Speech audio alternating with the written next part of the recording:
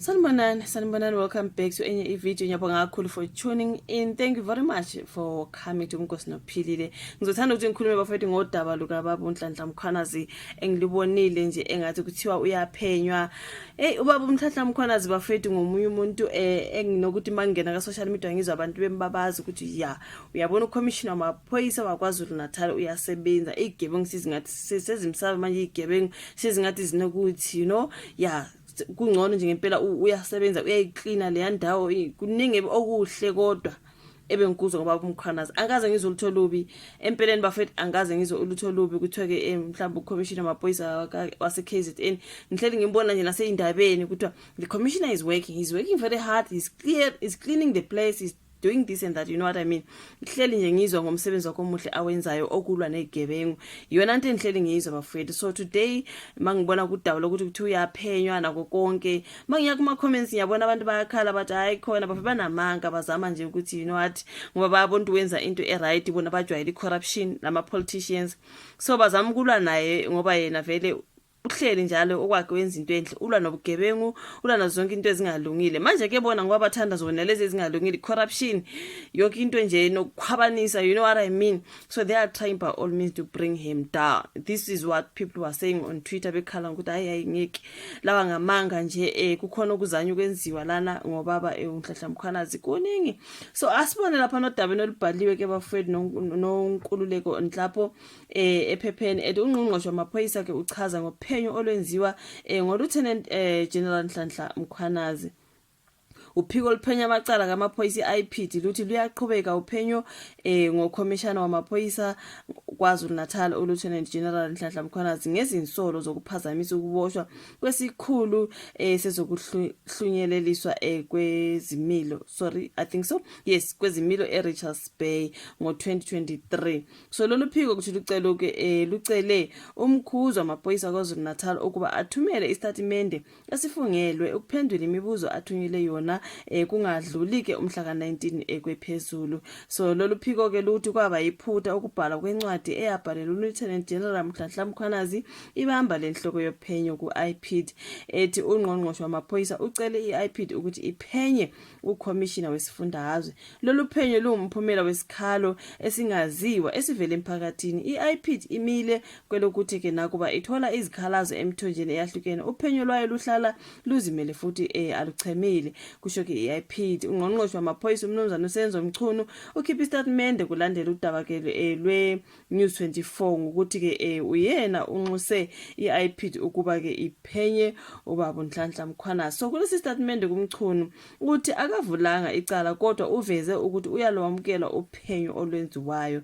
So uthi uCommissioner wamaphoyisa usebenza ngokuzikhandla ukulwa nobugebengu kanti umnyango wakhe kumele uqinisekise ukugcinwa komthetho futhi uzokwenza konke okusemandleni ukulwa ke nobugebengu. iIPD uphiko oluzimele olusebenza ngaphandle kokwenzelela futhi izinqumo ngamacala aphenywayo zenziwa ngokuzimela. So ke kune lokunganithi mizumu istatement ke lesiyana esishoyo media statement to all media. Angaza ngikwazi ukufunda bafethu nginenkinga yamehlo ke nokuthi noma ngizama ufaka ama-glass ke inkosi yami kuvele kungathi kuba worse. Minister of Police welcomes iPD statement on KZN Provincial Commissioner matter. The Minister of Police, Mr. Senzo Mchunu, has noted the article published by News 24 regarding a complaint filed with the Independent Police Investigative Directorate, iPD. I'm trying to zoom bafethu because wow.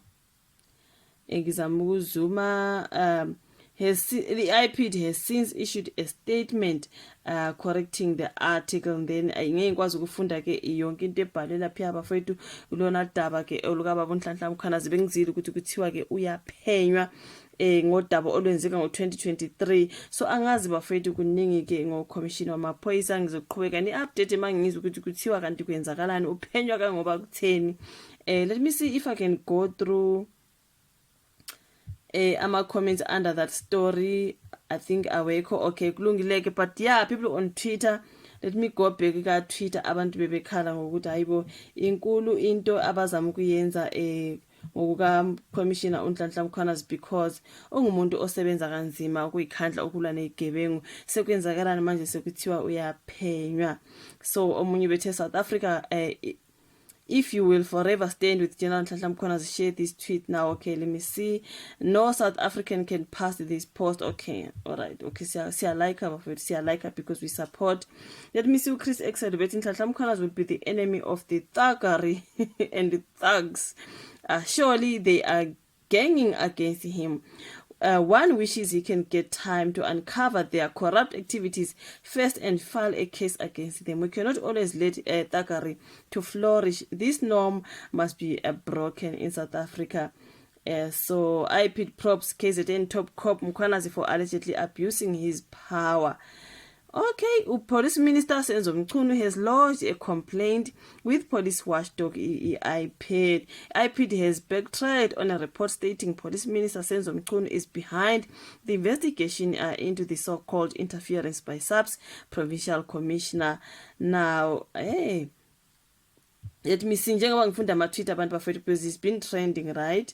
IPD's investigation on KwaZulu-Natal Police Commissioner uNhlanhla Mkhwanazi for allegedly interfering with the arrest of a senior correctional service official is underway. So kuthiwa he interfered with the arrest of the senior correctional services official.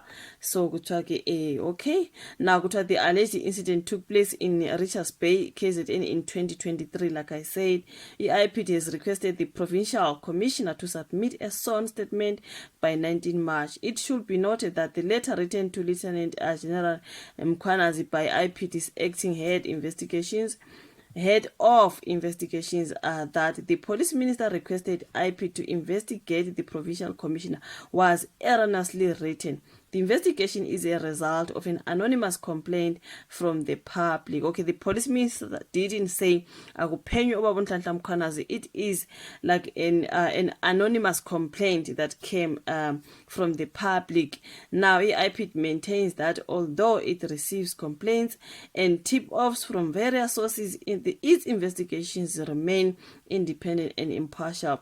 The investigation is still in its infancy stages, and IPID will only engage on the matter once the investigation is concluded. There was a comment on the better commissioners are the useless ones who don't touch anyone. Mkhwanazi's mistake is fighting crime and drug cartels. Don't want him close because they can feel he's coming for them. And the ANC must step in and remove him. The story of South Africa, you know what I mean? Ababafuni laba sebenza kahle bafethu bahlezi befuna laba corrupt. Kodwa mangabe usenza umsebenzi omuhle alright uwenza ngendlela oba ngumuntu omubi. But mangabe uyenza corruption hawu nguwenake ofuneka, you know what I mean? This is what a lot of people are saying. So yeah, I mean, Omuya said he's either got evidence of a sophisticated DRUG syndicate and the cartel, or he's got evidence of the person who ordered aka Smith. This is someone. Please leave Nhlanhla Mkhwanazi alone. He's fixing this country one kingpin at a time. Okay. Baningi ke iningi labantu afuna uqamba manga iningi labantu limi nobaba uNhlanhla Mkhwanazi bathi asingeke sivume lento yenziwe kwaba uNhlanhla Mkhwanazi umuntu onguyena oyenza umsebenzi wangempela sekuthiwa uyaphenya sekuthiwa wenze lokhu nalokhu bathi ngamanga ikhona into abayizamayo ukulwa naye ngoba yena ehlezi njalo efuna ubulungiswa kodwa kiningi liphezwe corruption. Angazi ukuthi unovo lwakho, share those in the comment section, like the video, subscribe, share, sizobonana kwenye landelayo. Bye.